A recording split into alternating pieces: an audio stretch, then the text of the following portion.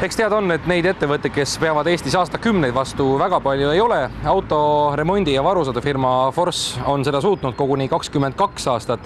Ja miks me Force'is oleme? Nimelt tahame muidugi rääkida sellest, millega nad tegelevad, aga täna vaatame ühte väga suurejoonelist rehvivahetusshow'd. Käivitame palun need uhked masinad ja lõikame läbi uue hoone ja Force'i sünnipäeva lindi.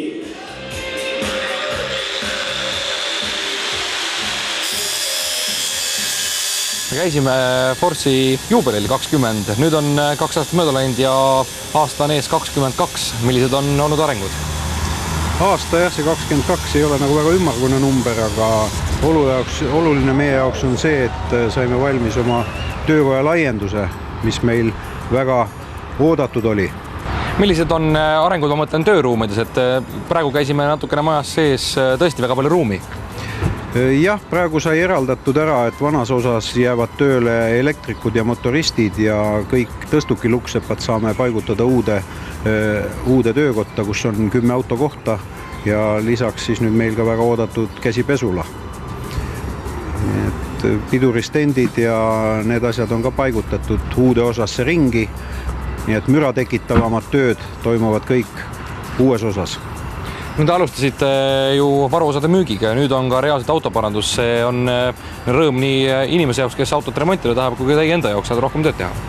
No tegelikult me alustasime autoremondiga kõige algusest ja siis juba kui tekkisid võimalused Lääne-Euroopast nagu varuosi hakata sisse ostma, siis läks meie tegevus nagu laiemalt just varuosade müügi peale. See on meil arenenud just selle nüüd juba 13 aastat tagasi valminud uue hoonega. Aga need asjad jah käivad nagu käsikäes, et varuosad müüa on kindlasti parem, kui omal on kõrval töökoda. Me saame valida, milliseid varuosi on mõistlik sisse osta, mida me saame ka oma koostööpartneritel edasi müüa ja kontrollida oma töökojas vahetult ka kvaliteeti. Mida kliendi jaoks siin majas uut on? No kliendiga jaoks põhiliselt on uus see, et me suudame nüüd kiiremini kliendid töösse võtta. Meil järjekorrad juba liiga pikaks osutusid. See on nagu põhiline, mida klient ise tunnetab. Ega palju rohkem kliendi jaoks võib-olla ei muutunudki kui järjekorrad ja natuke kiiremini saame ka tööd teha. Sest ennem näiteks meil ei olnud elektrikutel oma tõstukeid, pidi teatud tööde jaoks ootama vaba tõstukit. See probleem on nüüd lahendatud. Aga põhiline muutus muidugi on nagu enda töötajate jaoks need töötingimused, mis paranesid. Eks Force'il on tegevus igasugused, kas või siit ralliautolt kõrvalt vaatame, aga me vaatame ka ühte rehvivahetusshow'd, mida see endast kujutab?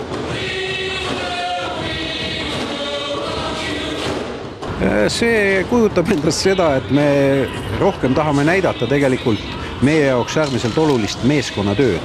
Me ei püüa siin mingisugust rehvivahetuse maailmarekordit püstitada.